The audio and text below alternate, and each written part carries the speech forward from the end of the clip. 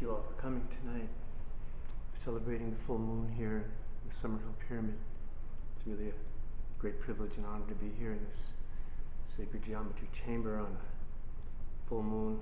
We've been celebrating the changes in nature, full moon, new moon, and equinoxes and solstices since the pyramid was built in '97, inviting our wonderful neighbors and friends in to celebrate with us.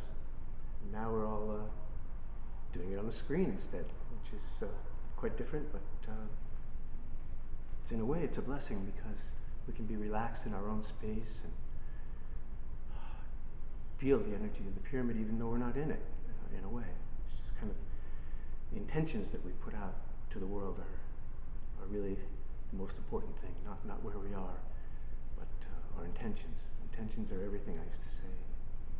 Pretty much we're getting that feeling as a planet today, which is really nice. We're all coming into the same intentions, realizing more and more our real values. Busyness.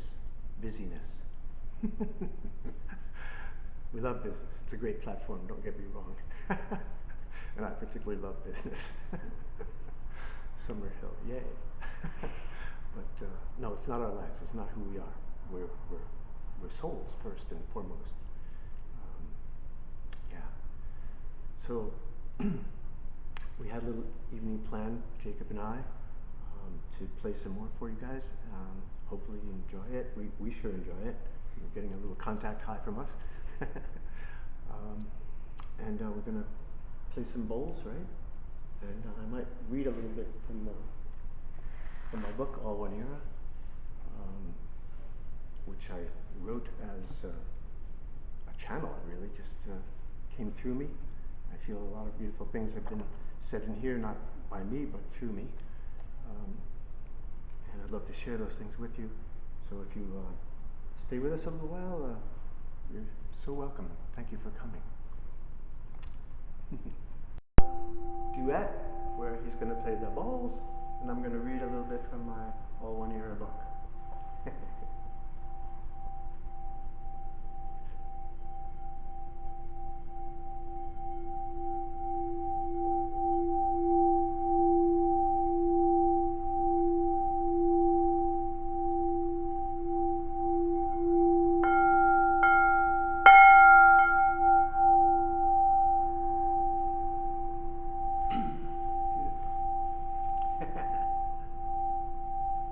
So I always talk about fifth dimensional love and fifth dimensional living, which is going beyond the 3D, three-dimensional. And I wrote a little something here that helps us to get into the fifth dimensional state of being, if you will, sort of like a step ladder in the ascension process. So I'll just start here. It says, once we welcome. You can play some more. Very gentle underneath, yeah. Oh yeah. Once we welcome in the dimensions of love, we exist forever in the dimensions of love. We stay there at all times, even when eating, driving, relating, and talking. Love never dies. The pulsating beat of our third eye is awakened and eternally open and beating. Our health and youth blossoms, and we become ageless, childlike, spontaneous, and in the moment. We are able to take on far more challenges and responsibilities than ever before, while remaining fully grounded. There are scientific studies on the profound hormonal changes individuals who are spiritually advanced have. They appear noticeably less aged at all times, show their childlike spontaneity and joy, and their presence is felt, capital P presence, felt in a crowded room. Tuning into and becoming one with all of our spiritual dimensions is allowing in our grand selves, or the master within us on every level. Our bodies are the portals and channels of multidimensional love. We can help to achieve this extreme vitality by incorporating some or all of the following daily guidelines. Now This is a little preachy, so bear with me. And you don't have to do everything. Just if you capture a little bit in here, it might help us all step up. And it's 1 through 10. Okay? Pardon me. 1. Striving to be as fully hydrated as possible at all times, and with the healthiest of liquids and purest of water. 2. Ingesting only chemical-free and karma-free organic or wild foods and beverages, which automatically contain the essence of love in highest vibrating form. Some may consider becoming a vegetarian, or even eliminating all animal protein from their diet and embracing a total plant-based vegan diet. A vegan diet gives us the nourishment our bodies crave and need to rise to meet the vibration of spirit. We also would interchange the word spirit with source, and I can expound on that later, but spirit and source are slightly different things, but in the same category, realm, if you will. While this may seem like a severe departure and a daunting alternative, there are vegan recipes whose flavors rival the most gourmet animal protein dishes. And then I have a notation to come down to see Dr. Esselstyn's Prevent and Reverse Heart Disease book, and also Forks Over Knives. It's taking off like wildfire. It's a lot less expensive to eat vegan or vegetarian, and it's a lot nicer and kinder to our animals who get slaughtered in horrific ways. So I don't know. Again, I don't want to be preachy. I just want to mention that there are alternatives. We can get the protein we need, and we do not need meat. It would also change the way the planet is warming itself. The production of food for 8 billion of us right now is the largest contributor to planet warming.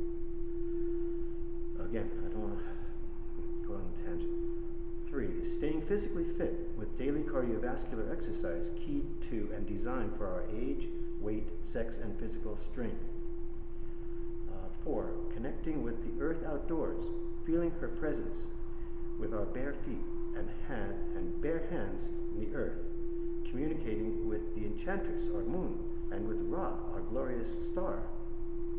And then I have a note to see sun gazing, which is making eye and body contact daily and in ever increasing amounts. We can look directly at the sun the first half hour at sunrise and the last half hour of sunset without damaging our retina. And I've been doing it for more than 15 years, and I go to my eye doctor and he double checks and says, "Steve, you're okay." So I continue to do that, and it's wonderful. I love that being one with Ra, the mighty, beautiful star that we honor for life. There are several awesome ways to reestablish our connection with the earth, even in the center of a big city. One very effective way is to put our bare hands and feet, and even our entire bodies, directly into the earth, or onto the earth, allowing the earth's natural electromagnetic energy to flow through us. We are then reconnecting instantly, recharging all our silver cord electrical connections to all there is. Standing for just a few seconds in snow is a thrilling cleansing. Even just rubbing snow in our hands and washing our faces ignites the fire within us. Just the proactive presence of our standing and touching and feeling and acknowledging oneness with our earth creates a vibrancy that is felt in every atom of our respective beings. We are electrical beings vibrating at 7.83 hertz. By removing ourselves as much as possible from technological screens such as cellular phones and any wireless tools, which all emit low-frequency radiation and vibrate and invade us at 60 hertz, we greatly enhance our all-one communication with each other and with nature. While we have developed remarkable instruments for achieving communication, our natural lines of natural direct communication between each other and with spirit have become vastly inhibited and stifled because our natural communication, like nature's, is becoming rusty. In addition, major illnesses are now traced to overexposure to all forms of EMFs. It is especially sad to see a mother or father using a cell phone near their children, whose cells are growing rapidly or a pregnant woman with a cell phone close to her baby. Again, I'm sorry to be preachy because I know we all use these phones. I personally don't have one. And I'm personally on a crusade to stop 5G. That's for me the ultimate invasion right now, and I'm very much hoping that we can stop it in its ugly path. 5. Breathing every breath of air with conscious intention while listening to and enjoying stillness and quietness in its fullest. Dolphins and whales have one eye open at all times and are always practicing conscious breathing, as they do not have the auto-breath reflex in their brains that we have and other animals have. Perhaps our mammals of the sea are our totally ascended brethren and should be protected and embraced way more diligently. 6. Proactively maintaining full awareness of our bodies in everything we do, always consciously listening to and living for ourselves as conduits of and for spirit/source. 7. Living in the joyous spontaneity of our inner child, always in the now and in the knowingness, capital K, that surrounds us and is us. I call that the loving universal consciousness. It's our knowingness that we contribute to and take from. 8. Returning to our ancestral tribal heritage by regularly participating in group meditation, music, chanting, drumming, dancing, ceremony, and feasting, all in honor of our immersion in oneness with nature and all there is, an acknowledgement that we are in all the worlds spontaneously, which we are. 9. Creating and manifesting loving intentions that carry the essence of a new paradigm for zero tolerance for chaos, arrogance, aggression, war, judgment, prejudice, and greedy control. 10, and lastly, and thank you for staying with me, acknowledging that indeed the forbidden fruit is not the apple. It is not loving yourself. Let us be aware that by indulging in any activity or supporting any product or service that we know is detrimental to our health, our planet, and the strengthening of our silver cords with spirit and source, we cause death of spirit, both physical and spiritual. Thus we become one, for indeed we reverse our death-causing actions with our holy love. Thank you.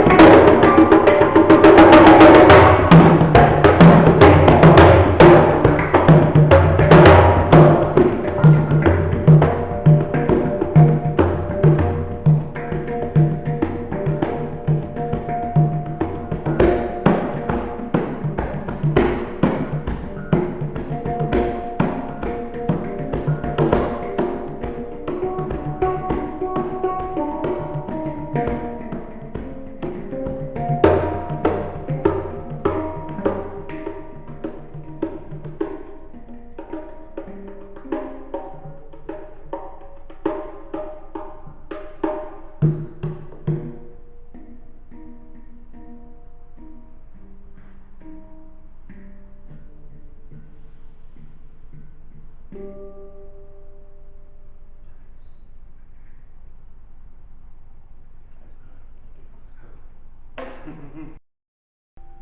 like to say thank you for joining us. Learning how to grow and shift through these times has been a growing edge for everyone. I think we are all learning how to navigate through uncertainty and change by honoring ourselves and moving forward with authenticity in a way we've never really been challenged to do so before. And I think it's really beautiful that we have the capacity to still share our messages and share our gifts with each other, even though we don't have the opportunity and availability to physically be around each other. And I think it's beautiful that we can still feel the connection of each other's hearts, even if we don't have the connection of the physical body as well. And so thank you, Stephen, for having me here as well. It's always a beautiful gift to be here in this pyramid, and it's wonderful to be able to honor the full moon and the flower full moon in Scorpio today. We get to see all of the new buds emerging and blooming, shining forth all of their beautiful colors that they have to offer us as well. So thanks so much for being here. Everyone be well. Namaste.